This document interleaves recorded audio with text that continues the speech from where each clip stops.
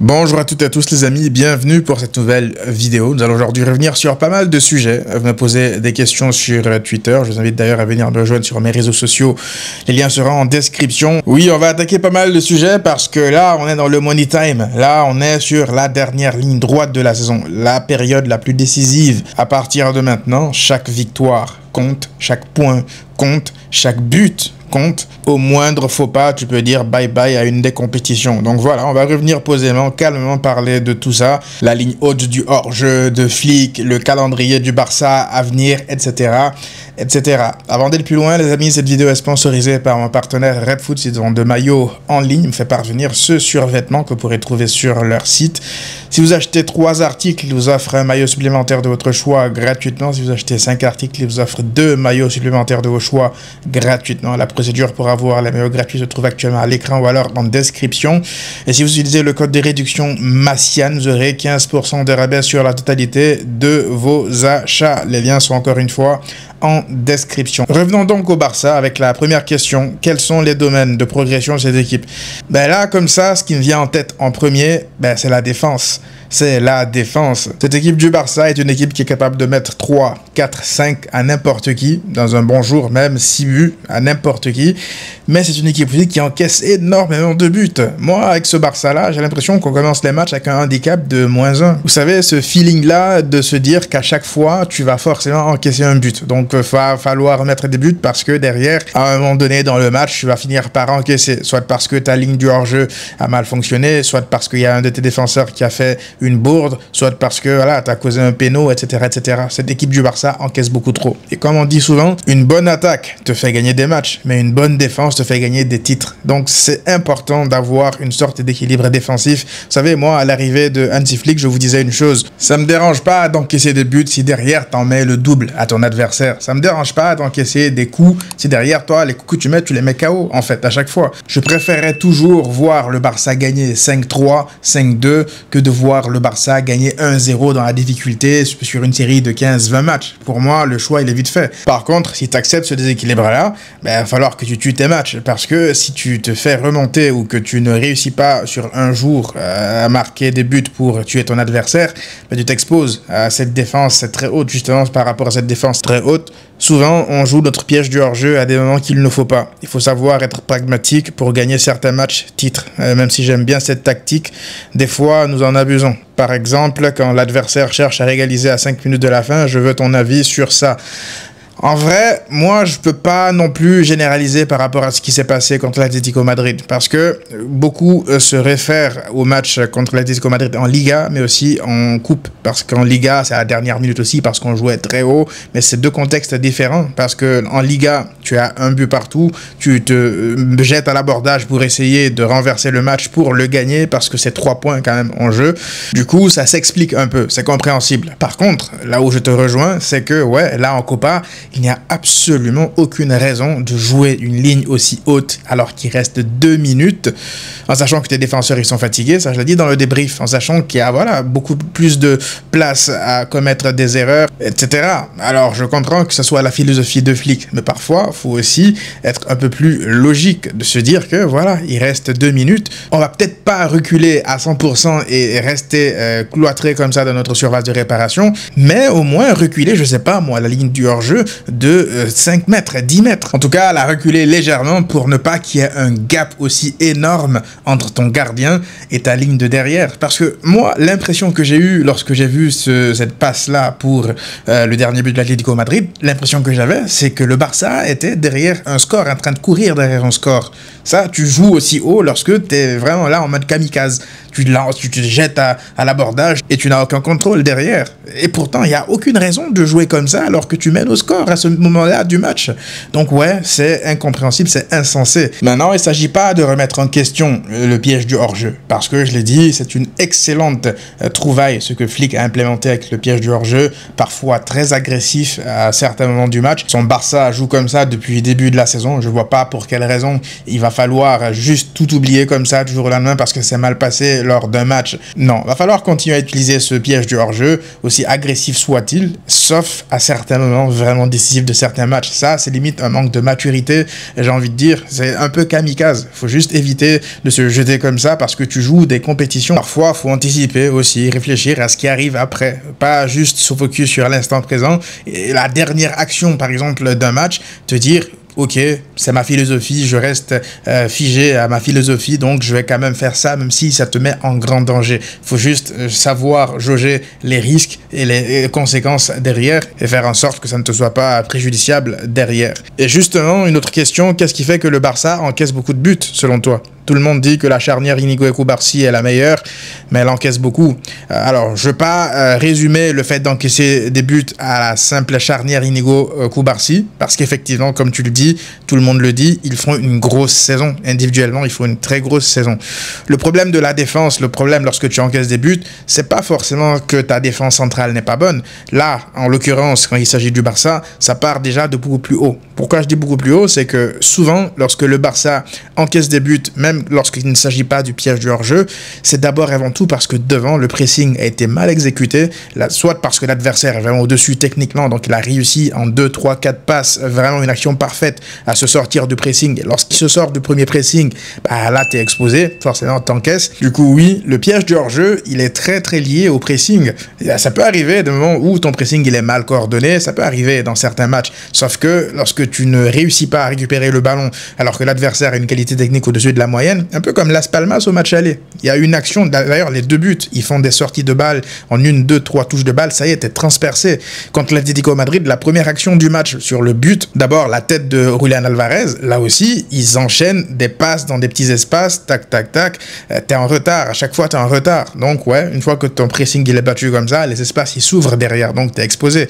Donc non, je ne pense pas que la défense soit la seule responsable sur le fait d'encaisser autant de buts. Une autre chose qui explique le fait d'encaisser pas mal de buts, ben, ce sont les erreurs individuelles. Et ça, on a pas mal de joueurs qui en ont fait cette saison. Je repense là à Jules Koundé lors du dernier match. Il a enchaîné masterclass sur masterclass, plein de matchs, mais ça lui arrive d'avoir des matchs où il passe complètement à côté. Mais lui, vraiment, quand il passe à côté, il fait pas semblant, il passe à côté. Moi, je vais pas lui en vouloir. Il est passé à côté lors du match aller, il a quand même fait une passe décisive. Je vais pas lui en vouloir. Si tu mets là dans la balance ce qu'il a apporté depuis le début de la saison, voilà, je peux lui pardonner un match raté. De notre côté, je repense à Chesney qui fait n'importe quoi contre Benfica. Il déglingue Alejandro Baldé, et puis derrière, il crée un péno. Et puis, à un moment donné aussi, Araujo qui se place mal lors du piège du hors-jeu. Et puis, t'as Casado lors du match contre l'Atlético en Liga. Il offre une passe décisive aussi à l'entrée de la surface, un peu comme le but le troisième but de l'Atlético là en Copa.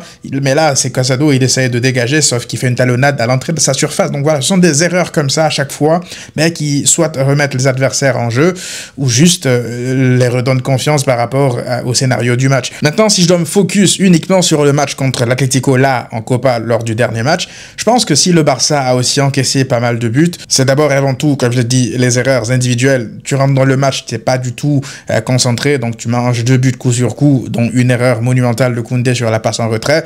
Mais sur ce match-là, malgré le très bon match, je souligne bien le très bon match de Frenkie de Jong, je pense qu'avec Casado, pas sûr que le Barça encaisse autant de buts. Parce que juste sur l'action où Koundé justement fait l'erreur, c'est Frenkie de Jong qui est face à Julián Alvarez. Là, il y a danger. Mais là-dessus, tu peux pas lui en vouloir à Frenkie de Jong. C'est pas un 6. Il a pas ce réflexe-là de se dire, ah, vaut mieux casser tout de suite là l'action. Peut-être que derrière, il peut y avoir un plus grand danger. Non, il se laisse facilement, je veux dire, dépasser par Julián Alvarez en se disant que voilà, ils vont le rattraper, ils vont fermer l'angle, etc. Alors que Casado, je pense que Casado, il irait au duel, il annihile l'action. En tout cas, il le laisse pas passer aussi facilement. Je ne pense pas que l'arbitre sortira un carton, vu que au moment où il passe Frenkie de Jong, le Barça est en supériorité numérique et Griezmann n'a même pas lancé son appel. Le double pivot, Frenkie de Jong, Pedri, il est extrêmement fort, balle au pied, mais sans le ballon, je sais pas, en fait, c'est une équipe qui est capable de gérer des transitions, de gérer, voilà, le jeu adverse lorsqu'ils sont acculés, etc. Alors que Casado, je pense que si tu le mets avec, par exemple, Frenkie de Jong, je pense que ça pourrait marcher. Casado, tu le mec Pedri, on l'a vu que ça marche, c'était le milieu titulaire d'ailleurs en début de saison. Donc ouais, je pense que sur ce match-là, uniquement sur ce match-là, et c'est pas encore une fois pour incriminer Frenkie de Jong, mais je pense que si le Barça encaisse autant de buts, c'est parce que l'équilibre défensif, il n'y est pas, parce que t'as pas de 6 de métier. Je dis pas que, encore une fois, je le répète pour la 100e fois, parce que je sais qu'il y a des gens qui vont essayer de voir ça comme une attaque envers Frenkie de Jong. Moi, je pense que Flick, il avait en tête de tuer le match vraiment offensivement avec ce 11-là, parce que lorsque moi j'ai vu le 11, je me suis dit qu'il veut vraiment les tuer, en fait, offensivement. Sauf que, on va pas se mentir, tu regardes ce 11-là, t'as pas de 6. C'est pas équilibré défensivement. Derrière, tu peux te faire transpercer, et c'est ce qui s'est passé. Donc ouais, la défense, en fait, le fait d'encaisser des buts, c'est un tout. C'est pas uniquement la faute à X ou à Y, c'est vraiment un ensemble d'erreurs, ou en tout cas des erreurs individuelles qui s'additionnent à d'autres erreurs individuelles qui s'additionnent à X ou Y. Donc voilà, je pense que là-dessus, si on doit aller loin dans les compétitions, il va falloir qu'on règle tout ça. Araujo a-t-il définitivement perdu sa place de titulaire, ou peut-il encore la récupérer? Je pense que oui, on peut le dire aujourd'hui, oui, il a perdu sa place de titulaire. C'est clair, je pense que ça fait quoi, 3, 4, voire 5 matchs d'affilée qu'il ne débute pas un match. Peut-être que j'abuse, mais vous me direz en commentaire, mais ça fait longtemps qu'il n'a pas débuté un match alors qu'il est disponible fit de retour de blessure. Donc ouais, je pense que dans la hiérarchie actuellement, je pense même qu'il est derrière Eric Garcia. Ce qui est quand même, honnêtement, très grave. On parle là d'Araujo. Si on m'avait dit ça il y a quelques mois, voire une année en arrière, que Araujo serait derrière dans la hiérarchie, derrière Eric Garcia, je vous aurais pris pour un fou. Mais la réalité, c'est que aujourd'hui, Eric Garcia a fait de meilleurs matchs que Araujo depuis son retour au Barça, depuis le retour de blessure d'Araujo. Ouais, c'est la méritocratie qui parle. Maintenant, je pense qu'il est capable de récupérer sa place de titulaire à Araujo, parce qu'il a des caractéristiques à lui seul. Je pense que c'est encore aujourd'hui, que c'est le défenseur le plus rapide du Barça. Il est très rapide, il est très physique, c'est le défenseur le plus physique aussi du Barça. Dans les duels 1 contre 1 face à des attaquants qui aiment ce combat physique-là, un peu d'ailleurs comme Sorloth, ouais, on peut se poser la question de savoir si Araujo n'aurait pas été plus à même de gérer un profil comme Sorloth. Mais pour ça, il va falloir qu'il retrouve du rythme, il va falloir qu'il retrouve aussi confiance en lui, parce que ouais, la confiance, ça joue beaucoup. On a vu Frenkie de Jong lorsqu'il revenait tout juste, il ressemblait à un zombie, il perdait tous les ballons qu'il touchait, c'était Monsieur Catastrophe. Aujourd'hui, ça a plus l'air d'être le même joueur. Donc je pense que Araujo va devoir passer par le même procédé s'il accepte d'être humble et de travailler, de se remettre en question, ce qui a été apparemment un problème avec lui. Et puis derrière, l'autre problème que Araujo rencontre, c'est que ouais, la concurrence, elle est féroce maintenant, parce que Christensen va faire son retour. Moi, je pense que Christensen a un profil aussi qui peut passer devant Araujo. Je dis bien qu'il peut passer, parce que lui aussi, il est injury prone, on sait qu'il est tout le temps à l'infirmerie, mais lorsqu'il est sur le terrain, il fait rarement des erreurs. Je pense que c'est un joueur qui est aussi très à l'aise avec tout ce qui est positionnement du hors-jeu, dans la conception, je veux dire, de ce piège du hors-jeu-là. Voilà, donc tout dépendra aussi du retour de Christensen, comment ça va se passer durant les prochaines semaines, mais je pense que déjà en termes de profil, Christensen, c'est un mec qui a un peu ce mélange-là entre un peu Kubarsi, Inigo Martinez. C'est un mec déjà beaucoup plus grand qu'eux. Pour gérer des attaquants beaucoup plus grands, ça devrait aussi aider. Donc voilà, on verra si Araujo réussira à avoir plus de minutes, parce que là, les matchs, ils vont s'enchaîner. Il faudra donc gérer le temps de jeu de tous les joueurs. N'est-il pas temps d'aller chercher un 9 tueur devant les cages, puisque maintenant Lewandowski est claqué au sol et qu'on ne peut pas trop compter sur Ferran? Ça, je l'ai dit lors du débrief du match contre l'Atlético Madrid. En fait, il y a beaucoup de gens qui essayaient de, voilà, moi j'ai raison, c'est toi qui as tort, c'est moi qui ai raison par rapport au débat Lewandowski-Ferran. Moi, vous savez, le vrai, je vous ai dit, encore une fois dans le débrief, le vrai problème, le vrai problème dans tout ça, c'est le fait que tu n'es pas un 9 de classe mondiale, que tu n'es pas juste un Julián Álvarez dans ton attaque, que tu n'es pas un Isaac dans ton attaque. C'est ça le vrai problème. Parce que ce match contre l'Atlético Madrid, tu as l'occasion de les assommer. Lewandowski a l'occasion de les assommer, il manque l'occasion de le faire. Ferran Torres a l'occasion de revenir au score beaucoup plus rapidement que ça. Il manque un face-à-face, il manque une deuxième grosse occasion. S'il y a bien quelque chose qui pourrait mettre un bâton dans les roues du Barça sur cette fin de saison et les éliminer même d'une compétition, mais ce sont les ratés devant. Parce que même si cette équipe du Barça marque beaucoup de buts, cette équipe du Barça a tendance parfois à rater des occasions très franches. Parfois inexplicablement raté comme ça. Moi, je me rappelle encore du Classico aller, lorsque le Barça gagne 4-0. Lewandowski qui rate 2 grosses occasions alors que le but est grand ouvert. Mais ce jour-là, on pardonnait parce qu'il y a la victoire au bout, parce que voilà, il y a l'euphorie, d'autant plus que tu viens d'humilier le Real Madrid. Mais beaucoup de gens m'étaient tombés dessus parce que j'avais dit que j'aimais pas le fait qu'il rate des occasions aussi faciles. Parce que derrière, dans un match beaucoup plus serré, c'est des occasions qui peuvent être préjudiciables et c'est exactement ce qui s'est passé là encore contre l'Atlético Madrid, malgré son but. Moi, je vais pas venir vous dire ici qu'à cause de son but, ça sauve son match. Alors oui, il a des circonstances atténuantes, il a 36 piges, on peut plus lui exiger la même efficacité que lorsqu'il avait les 25 ans et plus. Mais là, ça te plombe ton momentum. Parce que l'occasion qu'il rate lorsque Rafinha le trouve comme ça, seul dans la surface, même s'il est un peu gêné par le défenseur, mais pour moi, un attaquant de classe internationale, je pense que Isaac, il la met. Je pense que Julián Alvarez, il la met. Du coup, tu rates ce 5-2 et puis derrière, tu te fais remonter. Et ça, c'est quelque chose qui pourrait potentiellement arriver face à Benfica, face à Dortmund ou Lille, si jamais tu passes, et te faire éliminer de la Ligue des Champions sur des détails comme ça. Donc moi, j'ai pas envie de me reposer sur mes lauriers juste parce que ça gagne, ça rate des occasions vraiment immanquables et me dire que ça y est, tout va bien. Lors des matchs élimination directe, c'est très simple. Ton efficacité dans ta surface et dans la surface adverse détermineront ton sort. C'est aussi simple que ça. Si derrière, t'encaisses un but, 2 buts, 3 buts à chaque match et que devant, tu rates des occasions pour tuer des matchs, tu peux pas gagner une compétition comme la Ligue des Champions. Tu peux même pas gagner la Liga. Parce qu'au bout d'un moment, tu vas finir par te faire attraper par tes démons et laisser de petites équipes venir t'embêter, mettre un but, 2 buts et marquer le but. Peut-être que ce jour-là, tu n'auras pas la même efficacité offensive. Un peu comme c'est déjà arrivé au Barça cette saison. Donc ouais, le problème de Neuf, va falloir en parler. Je pense que cette saison, c'est mort. On a oublié Pau Victor, on ne parle même plus de lui, même si je ne pense pas que c'est lui qui réglera ces problèmes-là. Et là, on parle du problème de numéro 9, mais il faut aussi parler du problème des attaquants à côté. Parce que même si Rafinha et Lamine Yamal ont été au niveau dans un grand match comme celui de l'Atlético Madrid, ça leur est arrivé plein de fois où eux aussi, ils ratent des occasions. Ils ratent vraiment pas mal d'occasions franches. Donc ouais, l'efficacité en attaque, elle peut déterminer le reste de ta saison. Sur un match off devant où tu manques tout et que derrière t'encaisses, ça y est, tu peux dire à la Ligue des Champions, à la Coupe du Roi ou même à la Liga. Donc ça va déterminer la fin de la saison du Barça. Aujourd'hui, tu es en course pour la Liga, la Copa et la LDC. Comment gères-tu la rotation afin de préserver un équilibre? Si évidemment tu cherches à tout gagner, au risque de tout perdre. Ou lâches-tu une des compétitions car effectif pas suffisamment fourni pour tout jouer? En fait, ça, c'est la question du calendrier. Effectivement, là, va falloir faire des rotations, c'est clair, mais des rotations intelligentes, pas des rotations en mode je chamboule tout pour abandonner une compétition. Lorsque tu es au Barça, malgré l'effectif que tu as, qu'il soit limité ou pas, tu peux pas juste dire ça y est, cette compétition-là, on la lâche. Tu vas jouer toutes les compétitions à 100%. Tu te seras éliminé parce que tu n'auras pas été au niveau ou parce que tu as eu des limites, et pas parce que tu as décidé d'abandonner une compétition vu que tu es limité en effectif. Non, ça, je ne pense pas. Maintenant, oui, effectivement, il va falloir faire jouer ceux qui n'ont pas eu énormément de temps de jeu, mais pas, encore une fois, les intégrer de manière brusque. Lorsqu'on prend l'exemple du match contre l'Atlético Madrid récemment, je pense que Flick avait raison de faire des changements. Ça, je l'ai dit dans mon débrief. Je pense qu'il avait raison de faire des changements parce qu'il faut penser à la fin, la dernière ligne droite de la saison. Par contre, je pense qu'il s'est peut-être trompé au niveau du profil des joueurs qui devaient rentrer. Parce qu'il a sorti Pedri, qui est ton métronome, qui te permet de garder cette maîtrise-là du ballon et même du tempo du match en règle générale, qui te permet de ne pas t'affoler. Il l'a sorti.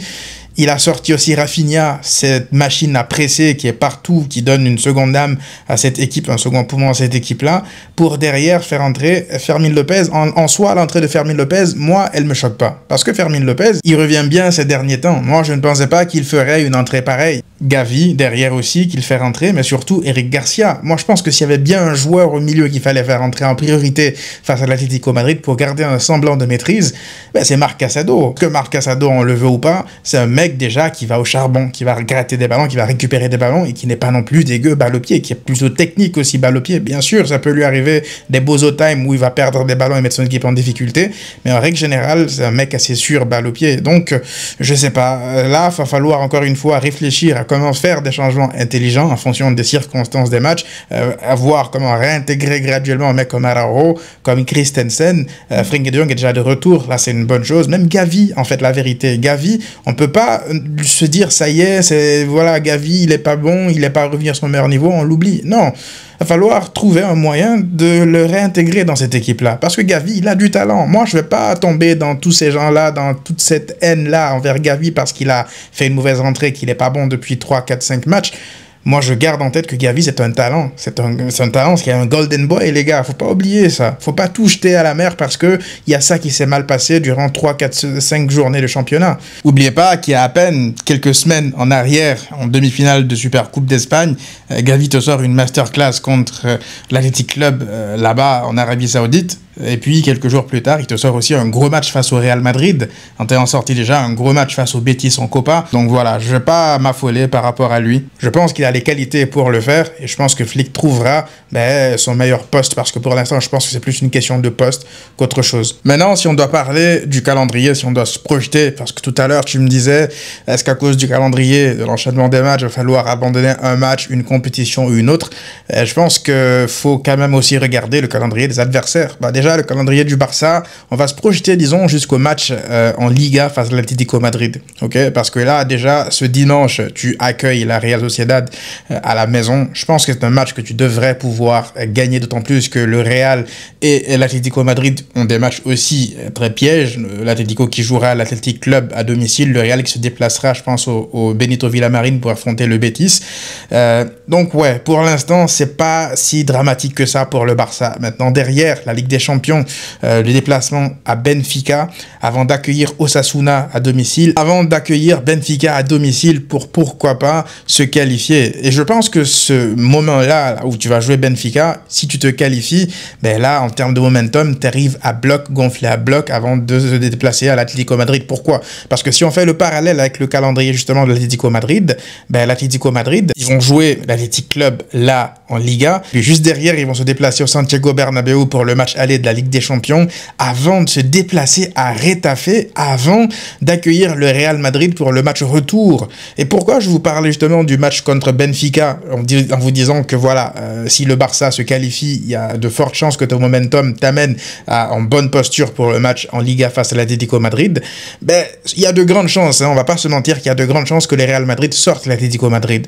Et supposons que là, le Real Madrid se qualifie, l'Atlético, ils auront déjà un coup au moral après cette élimination, si jamais c'est le cas. Si jamais le Barça se qualifie face à Benfica et qu'ils arrivent à affronter un Atlético Madrid qui arrive peut-être diminué après un choc, une double confrontation mortelle face au Real Madrid, peut-être qu'ils lâcheront de l'énergie, voire même des joueurs, je sais pas, bah ouais, ça peut avoir une incidence. Donc ouais, il n'y a pas que le Barça, en fait, qui a un calendrier chargé. Regardez celui de l'Atlético Madrid, c'est juste n'importe quoi.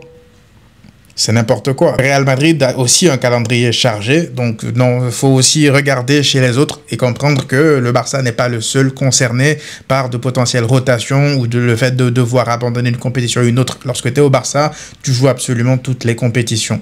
Donc voilà les amis, dites-moi vous qu'est-ce que vous en avez pensé dans les commentaires par rapport à tous les sujets qu'on vient d'aborder. Il y en a eu quand même pas mal.